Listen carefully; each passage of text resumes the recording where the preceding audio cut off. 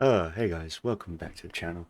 I want to start this video off with on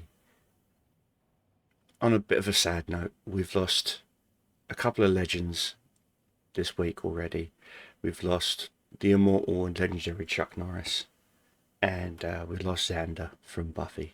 I know the actor,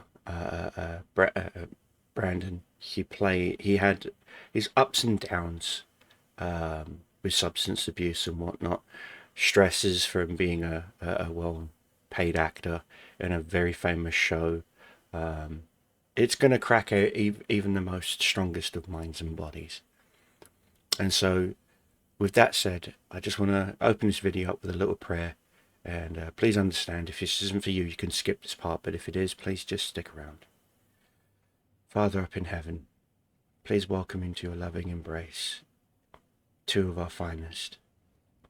One is flawed, the other was not. Please welcome them in. And don't judge them, lest they be judged. We are all imperfect beings, created by a perfect being. Please, Lord, take care of them. In Jesus, enjoy your brand new kick-ass angels. I know they're in a better place. Amen. Alright guys, let's get back to this video, okay?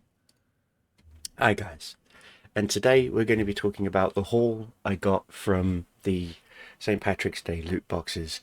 I unfortunately only got on the tail end of the loot box sales, mostly because, well, frankly, I didn't get paid till the 20th. My birthday was on the 17th. I tried to stream, but unfortunately my internet service provider said no, and so my internet was down for quite a while.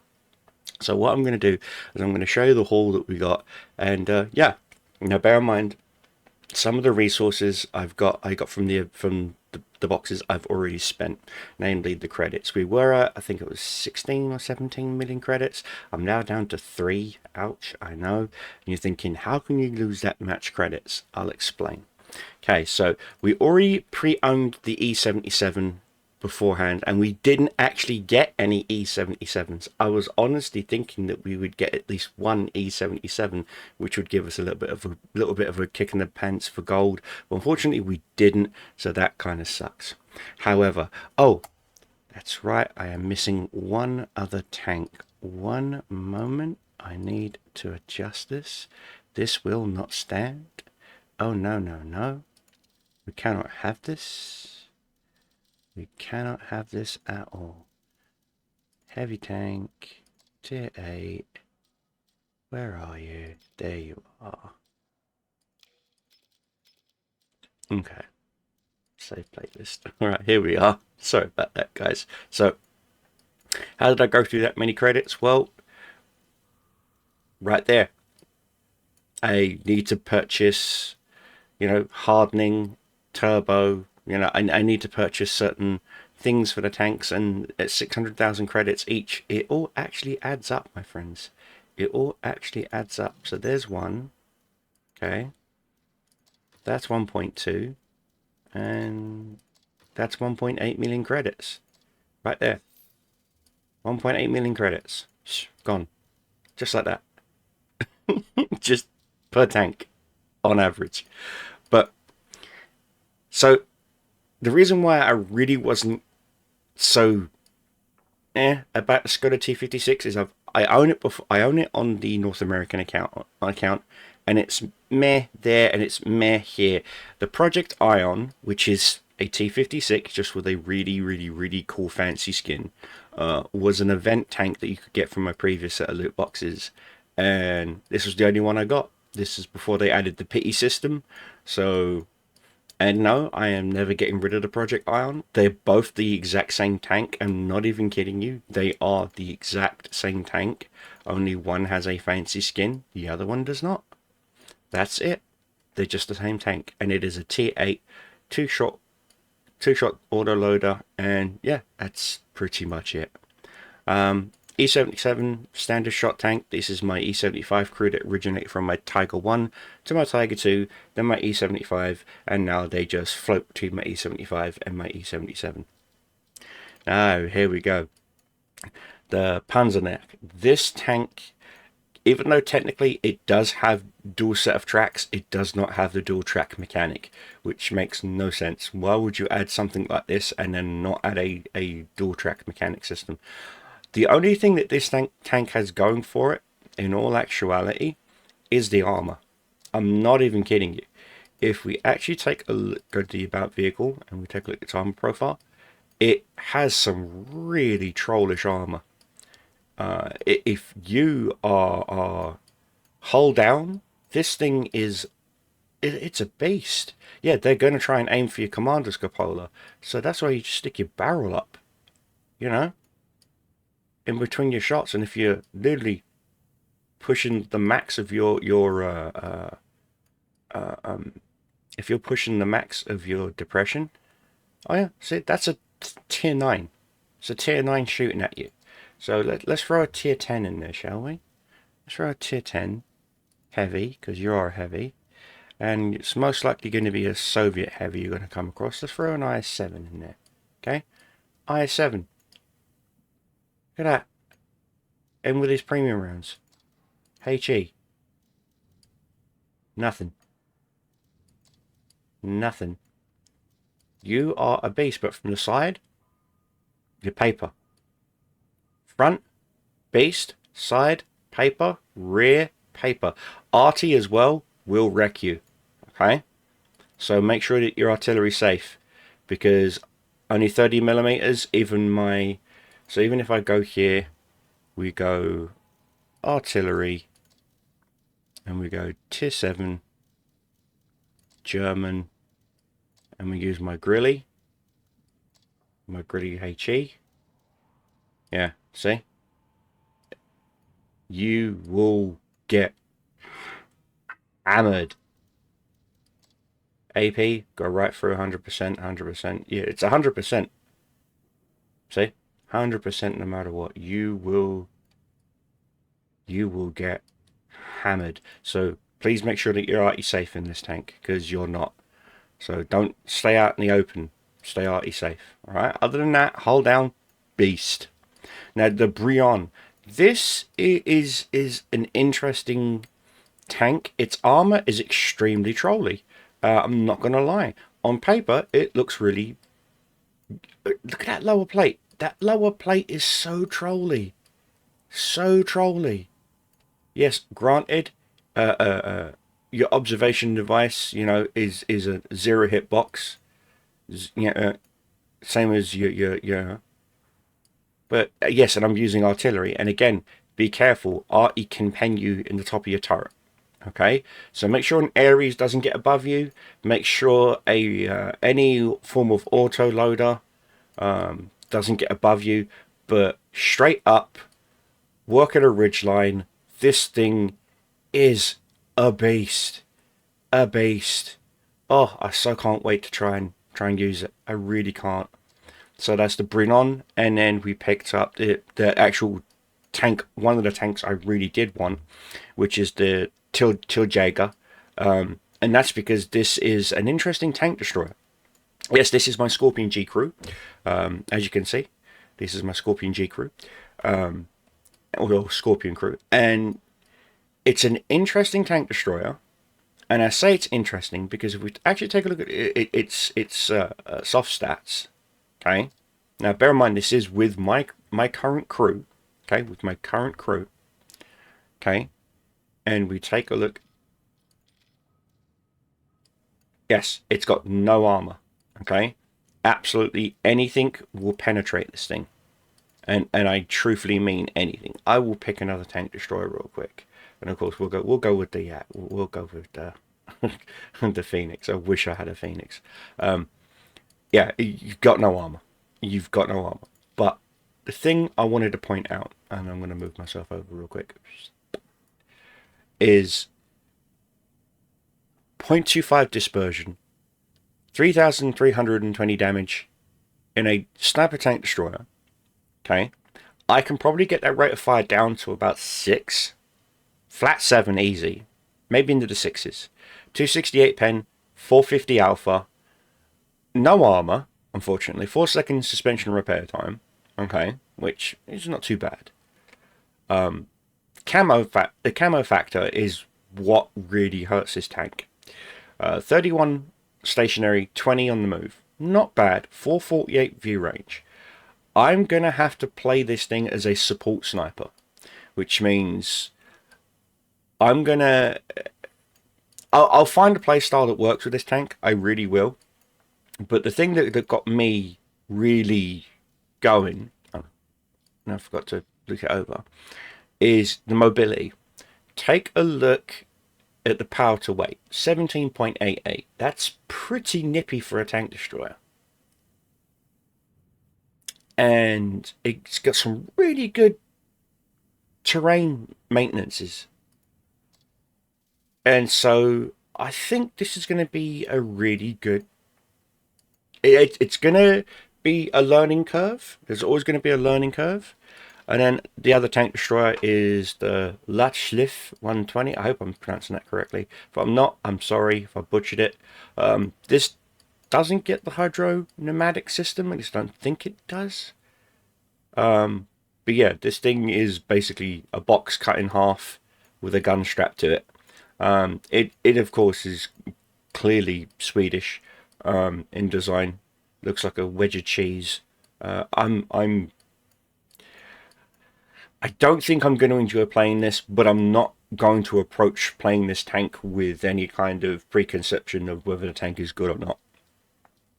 And then that leads on to the two of the wildest medium tanks I've seen in quite a while. The Kame. Now, this tank is getting a little bit of heat, a little bit of flack, and a little bit of sass from quite a lot of the player base. Namely because of its autoloader mechanic system, and they're comparing this tank's alpha output to the Scorpion. The Scorpion being the Cobra. The Cobra being the British autoloader. And yes, the British autoloader does have a 50-second reload. This only has a 30-second reload. And I genuinely think that the Cobra does need a buff to its reload. It does. Even with current skills, you know. Even with its current reload rate, it's a Kame versus a Cobra. Yes, if the Cobra gets shots on first, the Cobra will win. But if the Kame gets shots on the Cobra first, the Kame is going to win. So it's whoever gets shots on target first. So, and then this leads into these rather odd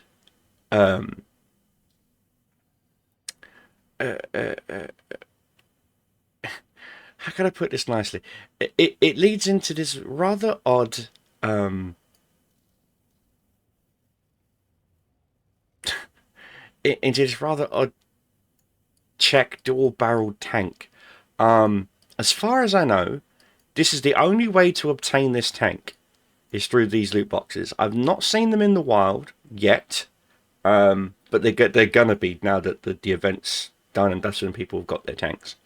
Now, apparently, this is one of the tanks that a lot of people are considering broken. And we'll take a look at the armor profile, and now you can see why people are considering it broken. It doesn't really get a lot of gun depression. I think it only gets like 7 or 8 degrees of gun depression for a medium tank. That's kind of odd. Sideways on, again, because you're all length and barely any width.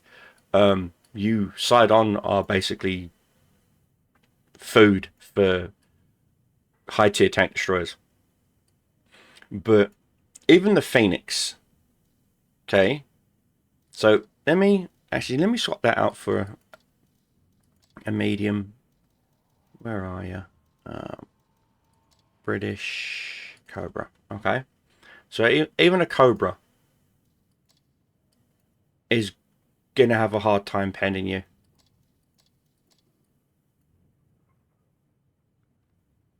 See?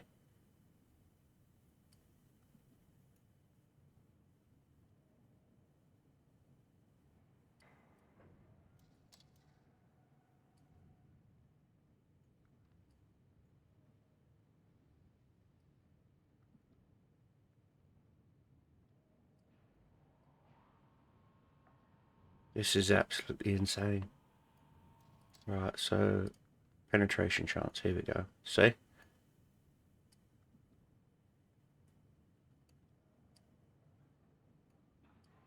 Look at this turret. This turret is just F you. It's legitimate heavy tank turret. See?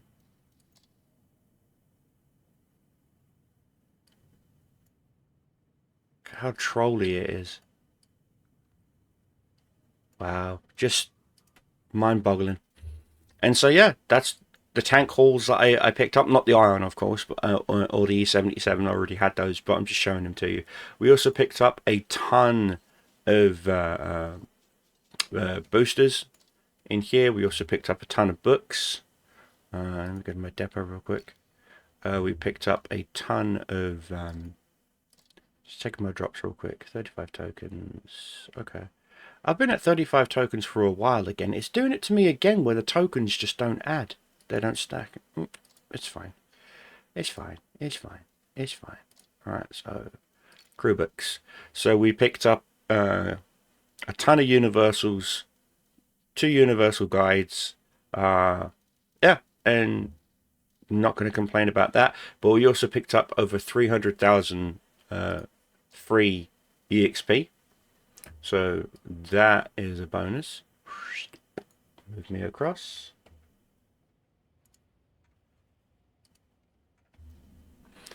And so, yeah, good haul. Was it worth the 130 something pounds that I spent?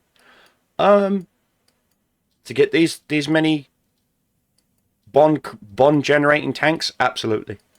And that's what I see them as. I see them as just bond generating. I'll play them. Generate the 100 bonds each. That's 1, 2, 3, 4, 5, 6. That's 700 bonds a week I can pick up to add here, and then I can then go to here, and then there is a few pieces of bond equipment I need to pick up. So let me go to, oh yeah, oh well, oh it's in the Onslaught shop, isn't it? Yeah. Alright, so I'm gonna have to save up my bonds until I get to the Onslaught shop, but I can pick up, bond stabilizers, bond rammers, things of that nature. It's just going to be a self-feeding beast. Exteriors as well, so if you're interested in picking up unique 3D styles for bonds, go ahead. Trust me, they're some of them are really cool. I like to make my own 3D styles, as you guys know. But yeah, the only thing they removed that for was crew. You used to be able to buy crew for bonds, but they got rid of that. Biggest bond purchase I will probably make next, once I've got some bond equipment, some stocks of bond equipment installed. Let's see, what have I got already? So I've got 121B, got Tiger Mouse, got Chieftain T95, KV5. Okay, so I got a few little mess around tanks. I probably might actually pick up either the Chrysler Girlfriend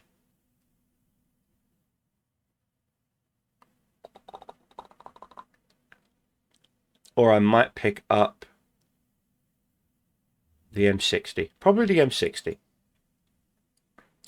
It's most likely going to be the M60 because it's an M60. Tier 10, M60, fun tank to play if you know how to use it. So yeah, most likely going to be the M60.